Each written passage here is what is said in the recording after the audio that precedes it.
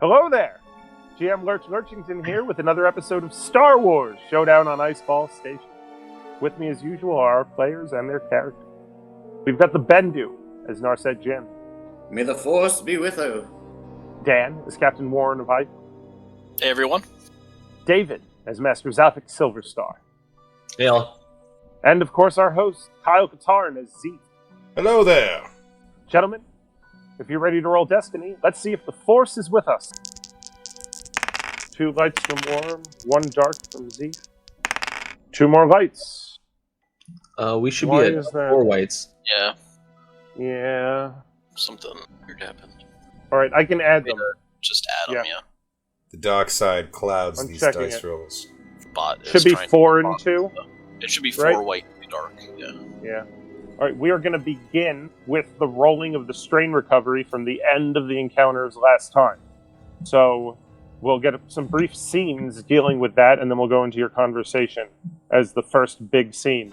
So, Narset, the bodies of the ice lizard are just fading from sight in the storm behind you as you close the hatch on the roof of the exploration walker and drop down into the forward cabin of the vessel.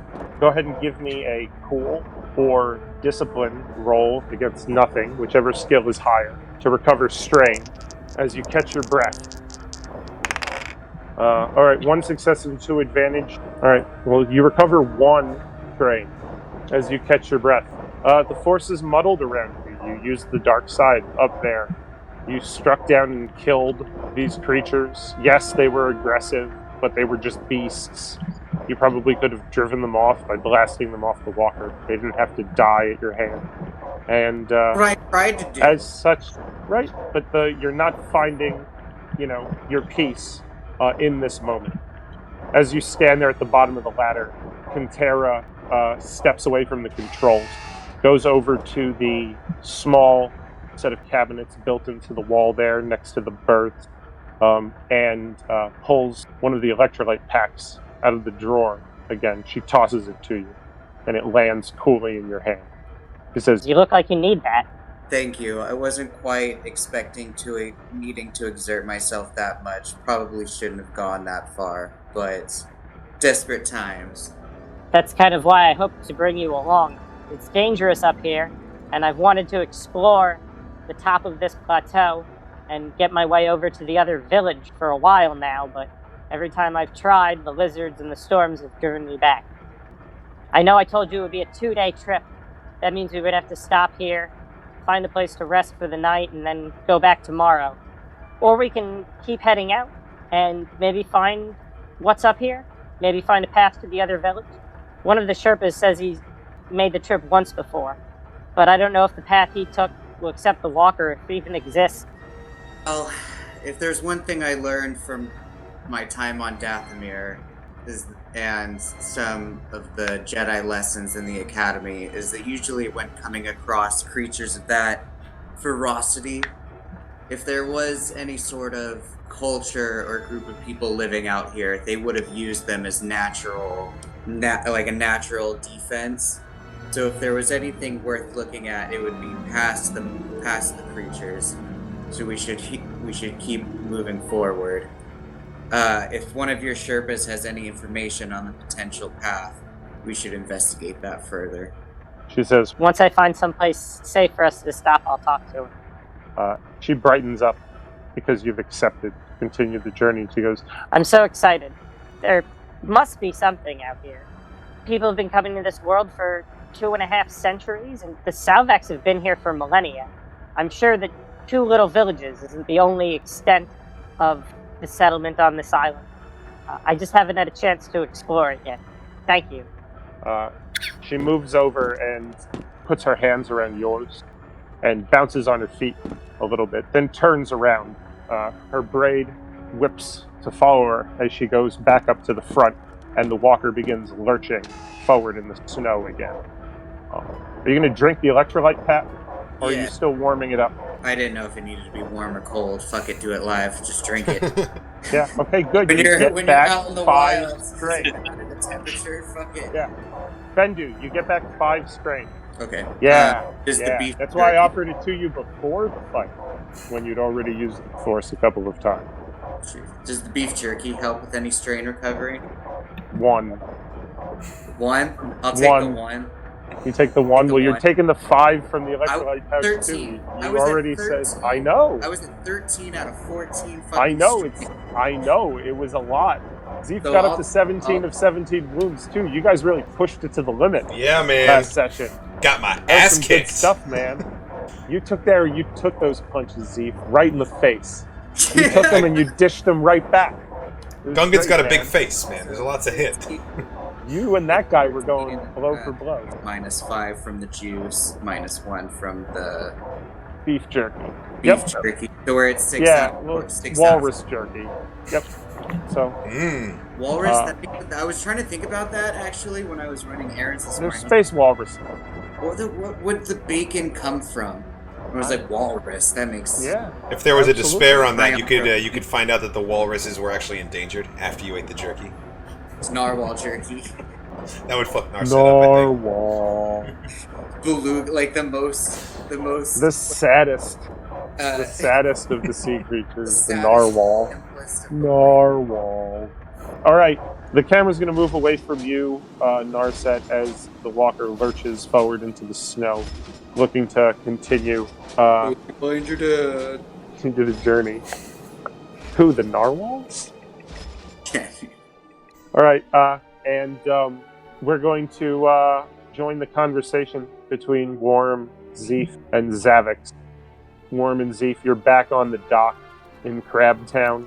The speeder is tied up, and Worram has just finished maneuvering, or the skiff is tied up, and Worram has just finished maneuvering the courier back up onto the dock by boosting its repulsor coils and successfully jumping the dock side off camera. Nicely done. You are fairly the worse for wear still, in spite of having a cocktail of stims provided by Worram flowing through your veins. And you're finally answering the call from Xavix. Probably the second or third time he's rang at this point now, as you're loading Dylon up into the back of the company lease.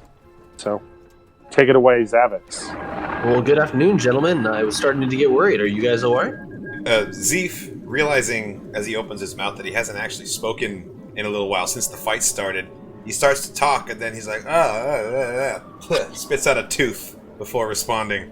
He's like, yeah, we fine. Everything's fine here. How are you, sir? Well, I'm doing just fine. I was able to take care of what I needed to, but you were supposed to meet me earlier this morning. What happened? Oh, yeah, we're very sorry about that. It's been a pretty complicated day. Ran into some entanglements, you might say. Well, hope you're not too worse for wear. Where are you headed? Worram and I are down at the docks right now. We can come meet you wherever you need to be, but it might take us a little bit. We need to repair our transport. Like I said, complicated day. Well, I can meet you at wherever you want to head to. I've got to transport myself right now as well. Oh, well, in that case, if you want to meet us down by the docks, this is probably where we'll be working on the speeder for the next, hour or so. On my way. I don't know how long Worram takes to whip that up. He's pretty talented, so we might be out of here quick. We'll see. Okay, so I'd go ahead and turn off the communicator now that I know where they're at and I can figure out what happened. Definitely want to head towards them. All right, excellent. Worram, you got the speeder fixed up enough to get it back to the dock side.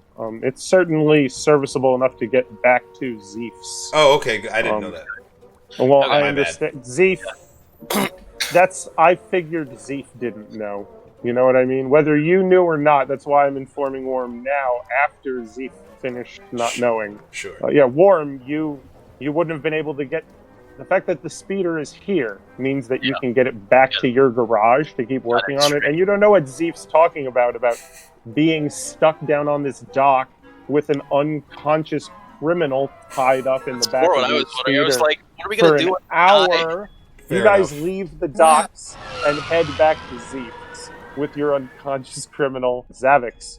You get off the comms with Zeef and Worram, and as you head back into Fishtown, as you're pulling into town, you pass the first row of shops there, Gaz's Gear, and the dockside on your left.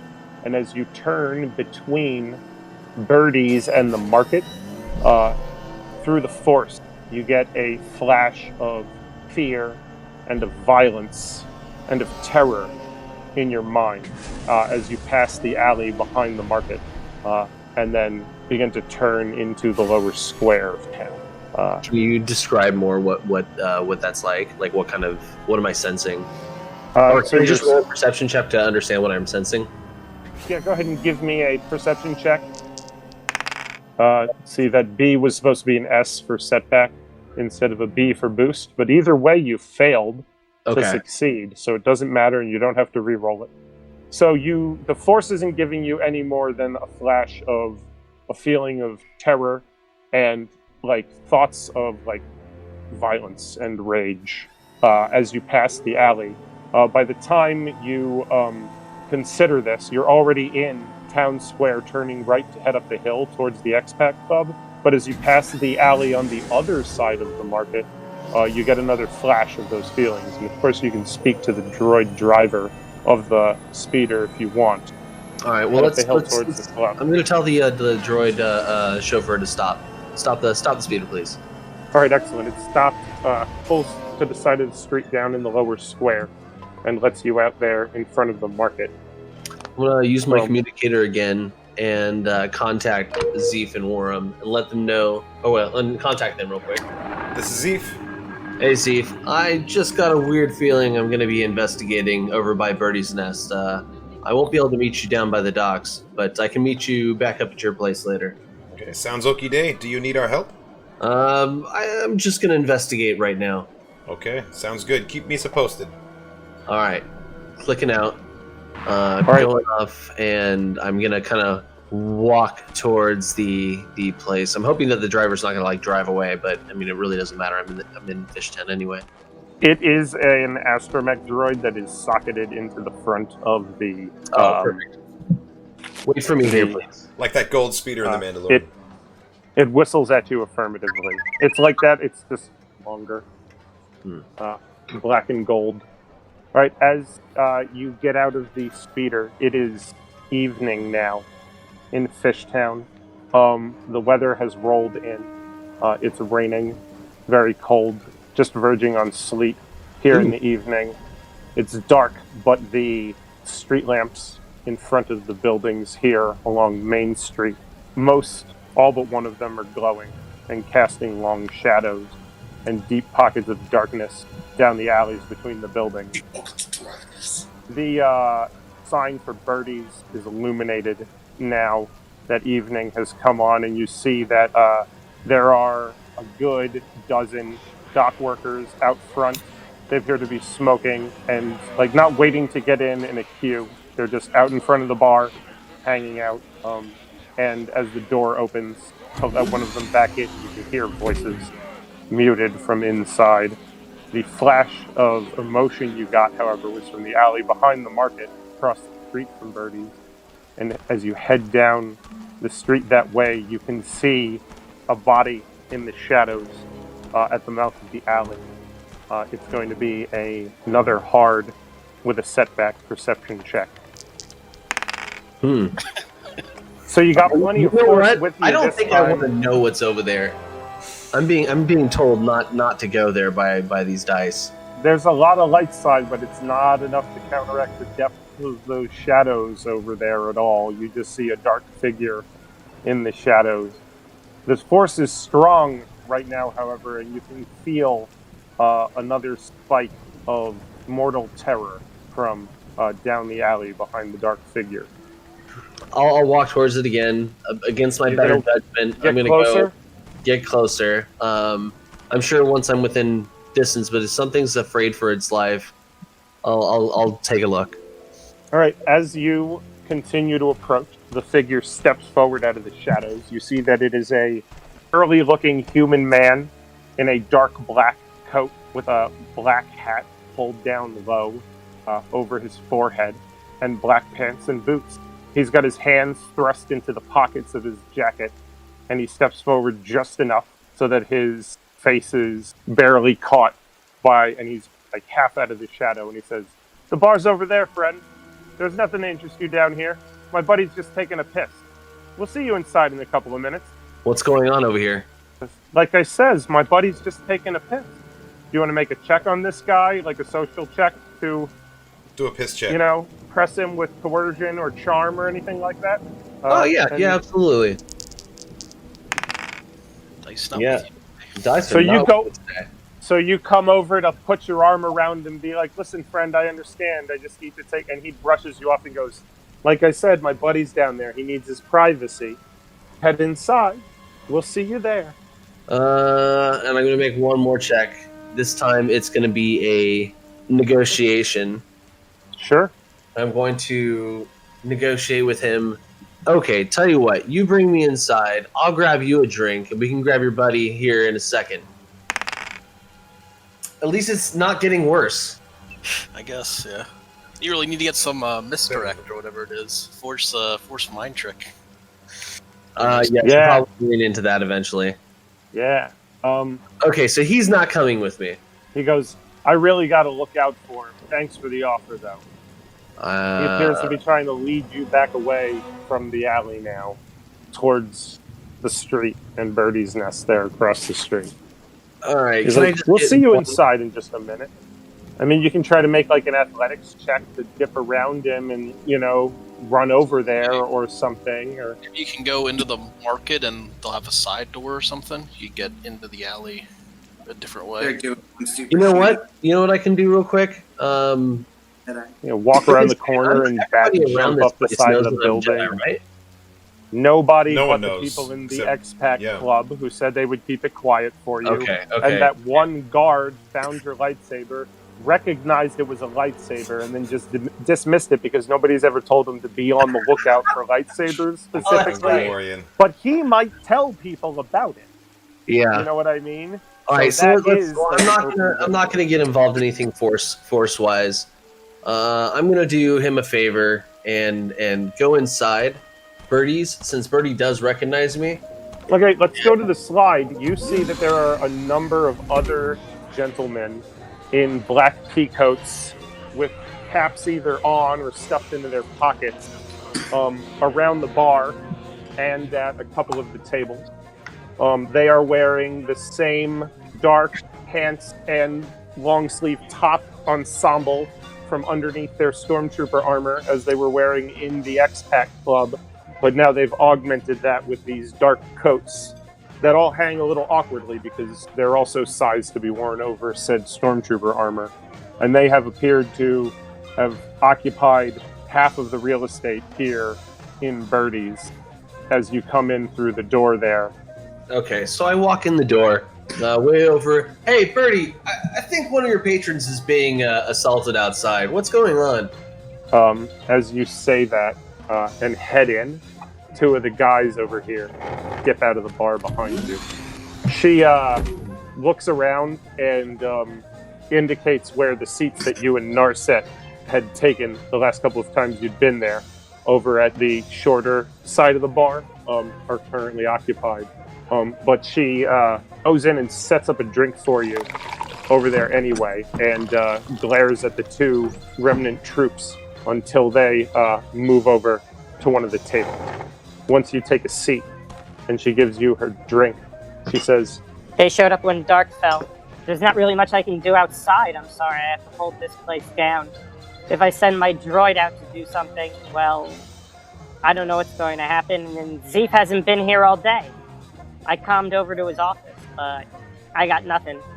Is she this some leans in probably? closer and says, They haven't caused any ruckus inside yet, dear, you see, and no one's complained outwardly to me. They're good credits.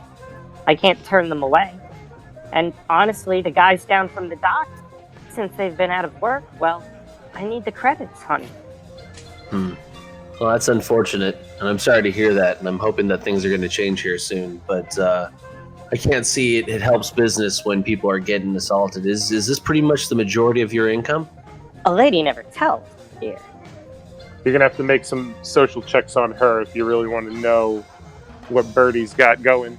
She owns the papers to the speeder that Zeef and Worram are currently driving past her bar in on their way up to Zeef's detective agency. All right, I'm going to go ahead and over here. How about coercion? You're going to intimidate a bar full of Imperials out of the bar? I love it. No. Okay, more like for not negotiation. No. You should intimidate the guy outside by going up to him and be like, "So, guess this is the pissing wall." And just start pissing right next to him. Or on his shoes. Yeah, get that backsplash on him. See how he reacts then. He was nice when we first got there. She's not trying to mess anything up. I don't really have any obligation to help somebody who's in fear. It sucks, but I need to know what's going on at the first time before I start getting involved with the lightsaber and throwing it out.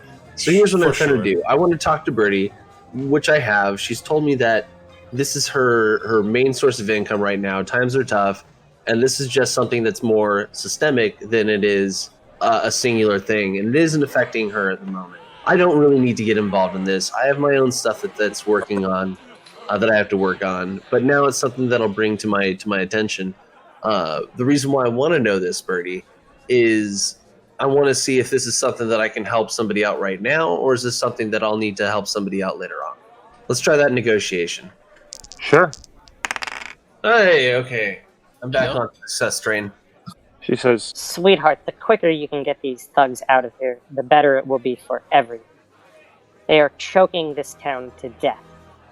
They have ruined things up at the casino. The casino keeps this town alive. If this town isn't here, everyone has to go back to work for the Hutts, and none of us want to go back to work for the Hutts. We are free here. And then she looks directly across the bar at the stormtroopers, and she says, We were free here. She says, I know who you and your friend are. I know what you used to stand for. Well, Birdie, I think that, as I stated when I first came to your establishment, that I'm here to do some work and make some good changes. I'm going to have to ask that you continue to hold my secret and maybe inform me if you hear anything or any news. But I'm actively working to change this for you all. She says, Keeping secrets is free for friends, dear. She says, Drinks aren't. That'll be 10 credits. And then she moves over to serve the stormtroopers on the other side of the bar. At the end of this conversation, 4 guys in peacoats come back in and occupy that table nearest the door. All right, I'll pay the 10 credits, and then I will actually head out of the door. Okay, excellent. The crowd of smokers outside, you notice, are all like locals, dock workers and stuff. There are none of the stormtroopers out here in the rain. What about the guy that was on the ground? Well, if you head around to the alley, you're going to get to make a perception check. It's going to be a perception check. Forehead. Successful threat. Use the forehead. Successfully, you find some blood, a good bit of blood. I mean, not a fatal amount of blood, but enough blood. Mostly against the wall down this alley, on some pipes, too. Whoever the blood belonged to isn't immediately, visible or anything like that, but you don't find a corpse either. You take a strain. Okay. All right, and then I'll go back to the my speeder, get in my speeder, and have him head off to Zeef's place. All right, excellent. Zeef and Worram, you have arrived long enough ago that you can establish what you're doing before Xavix shows up. So you arrive, pull up into the garage at the back of the building with yet another Quarren prisoner.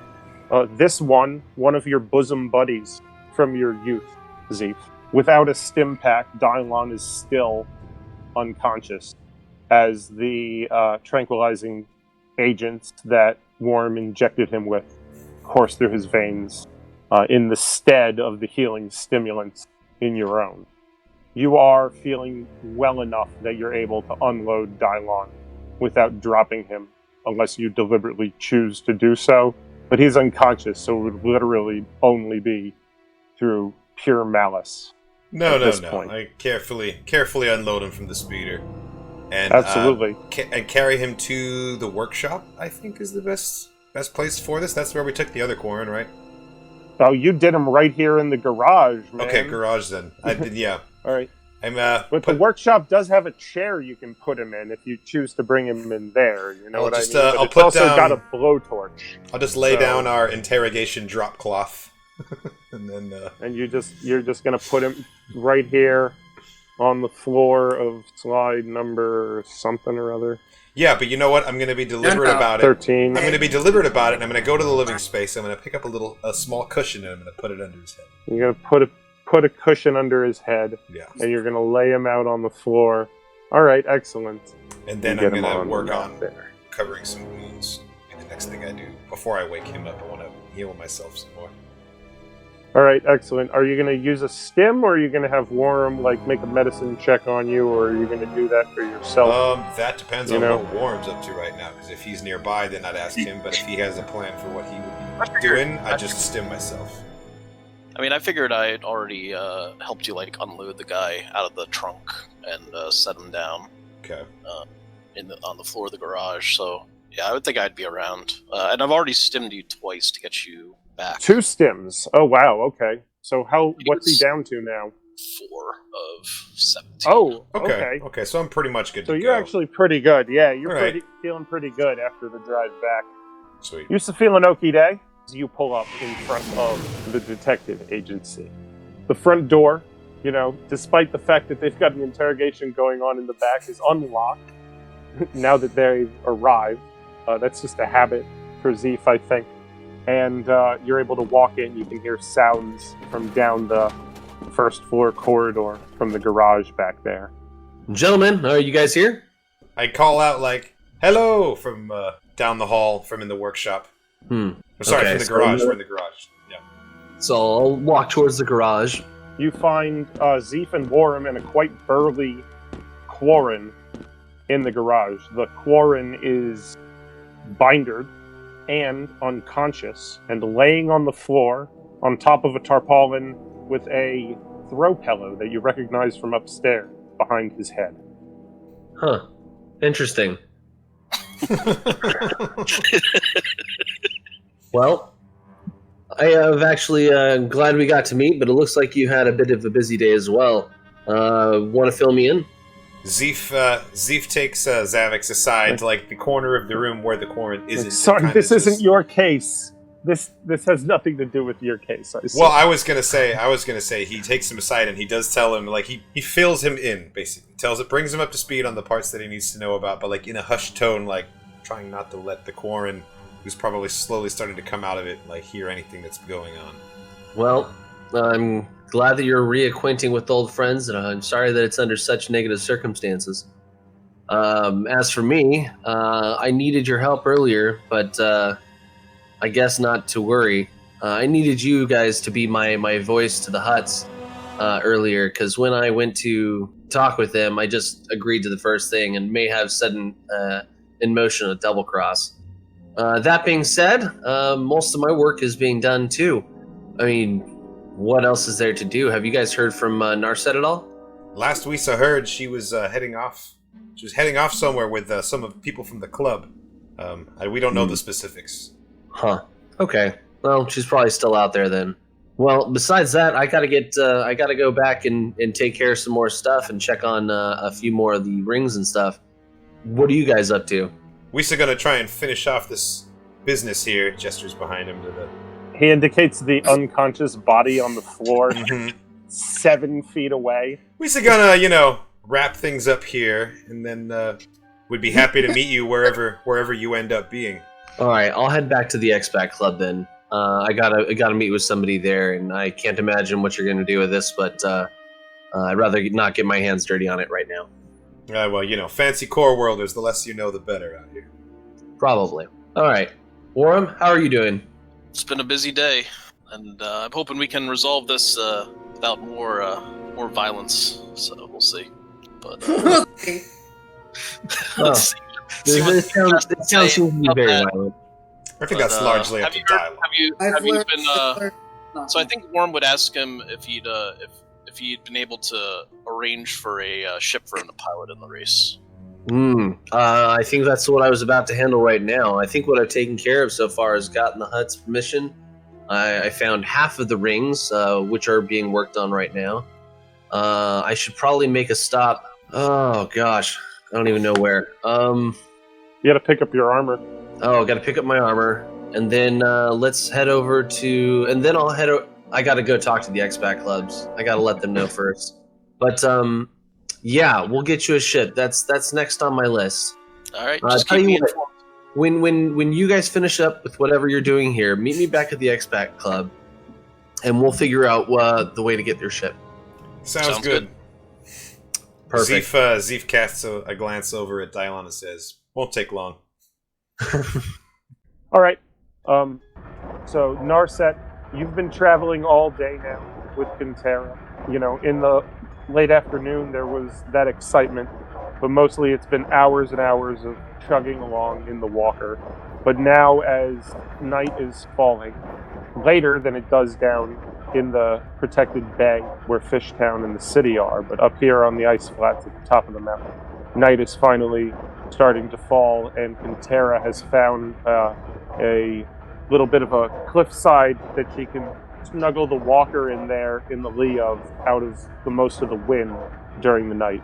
She says that the Sherpas are going to scout the area to make sure that there aren't any beasts nesting nearby, and hopefully we can stay here for the night.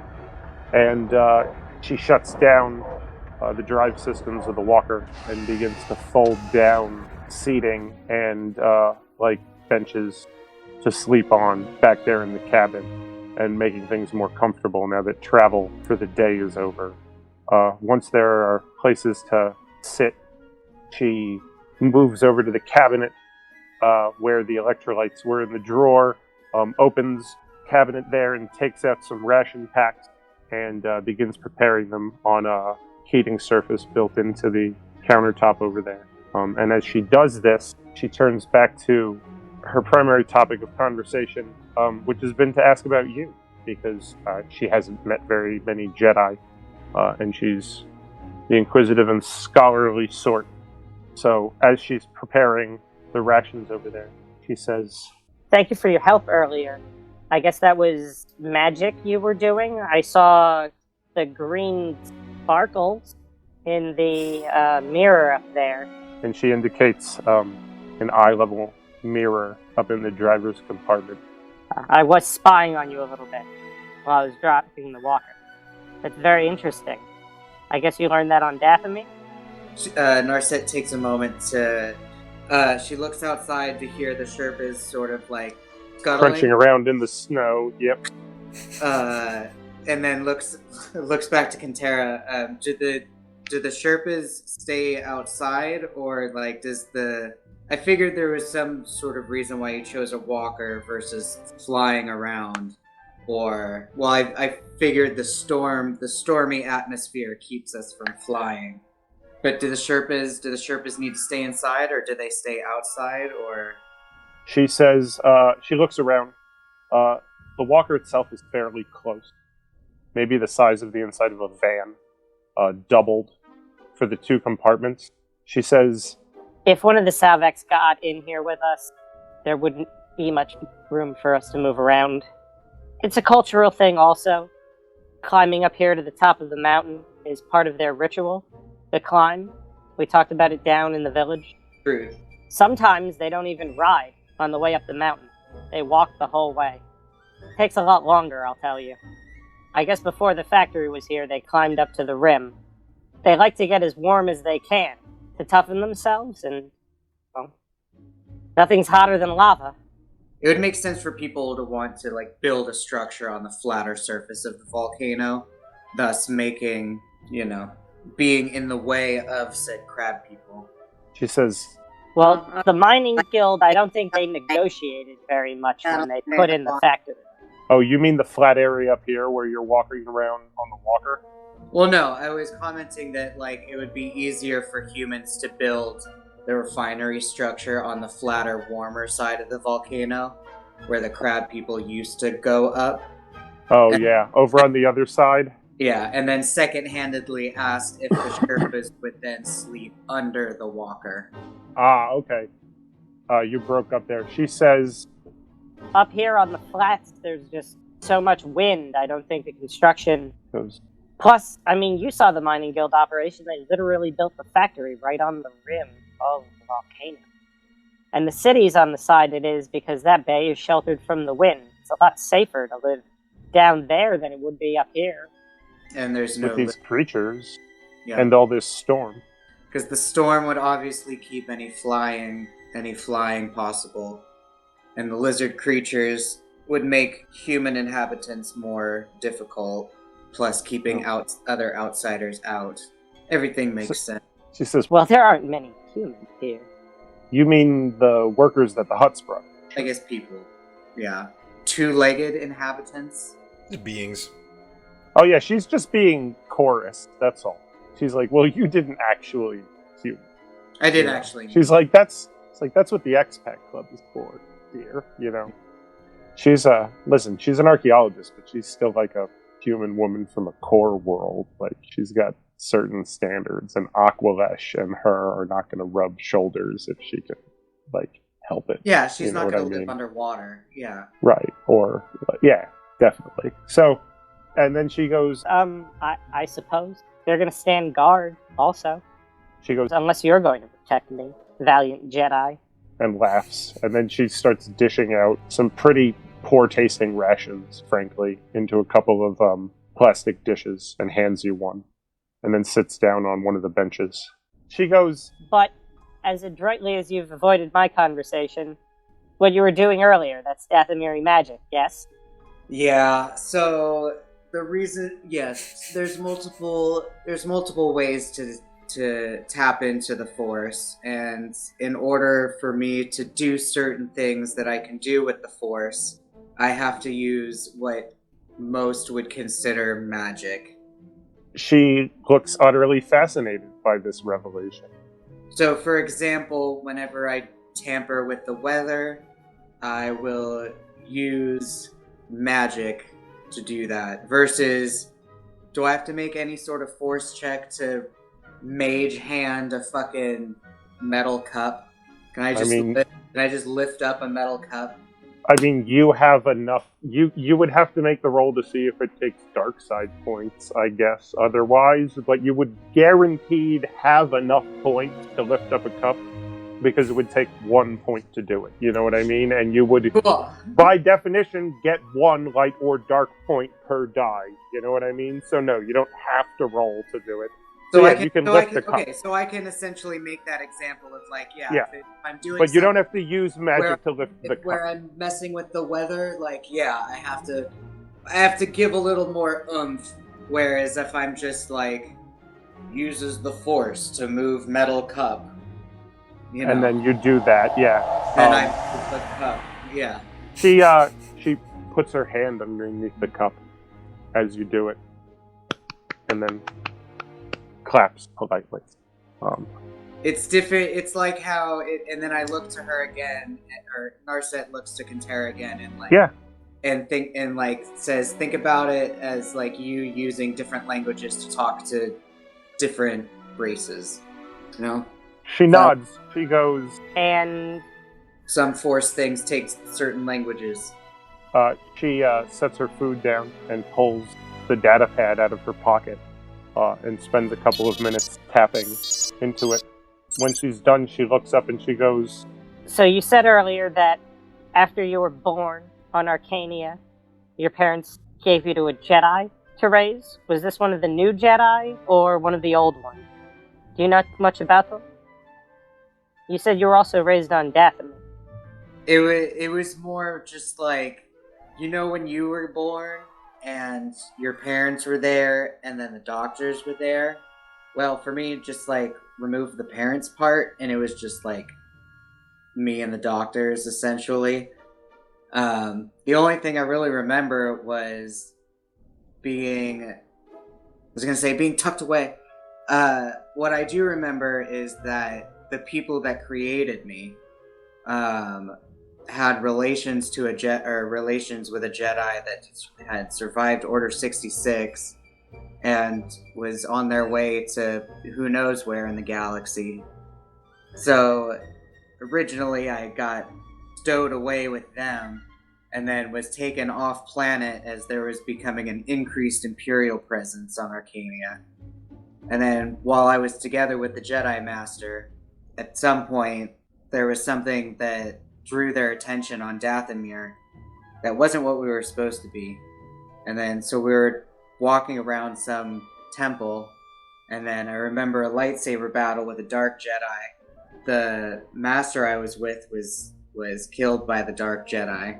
And then I was walking around the jungle for I don't know how long.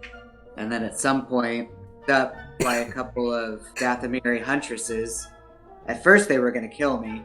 And then I think I brought my hands up and didn't realize that when I brought my hands up, it brought up a bunch of bark and a bunch of tree branches and shit behind me. And then they were like, oh, this child, there's something about this child. We should take him with the elders. And then, yeah, I was raised in a couple different villages. And then the rest we can discuss another time. Conterra looks up from you with sympathy and says, I'm sorry. That's a lot of loss to go through at a young age. But I'm glad you ended up in a supportive environment. Thank you. It certainly seems to have made you strong. You took out those lizards quite handily earlier. Yeah, I'd rather it not tried to kill anything, but when it grabbed one of the shamans, when it grabbed one of the Sherpas, I didn't want to take the risk of anything happening to the Sherpas. She says, I don't mind that you killed it. I'm glad you protected us. I haven't been able to explore out here as far as I would have liked because of those creatures. If your friend Master Silverstar had agreed to come along, I imagine we could have explored this plateau at our leisure. She leans forward to put her hand on your knee, and she squeezes it to say, Not to say that you aren't a stalwart defender on your own. I'm sorry, I'm just a little giddy about it. From a professional standpoint, of course. She taps into her data pad as she finishes her meal, and then begins to make herself comfortable here in the forward compartment of the walker. There are 4 bunks up here, and 4 more in the rear, if you don't choose to stay in close quarters. But as Conterra makes herself comfortable for the evening, the camera's going to pull away from Miss Jinn up there on the plateau.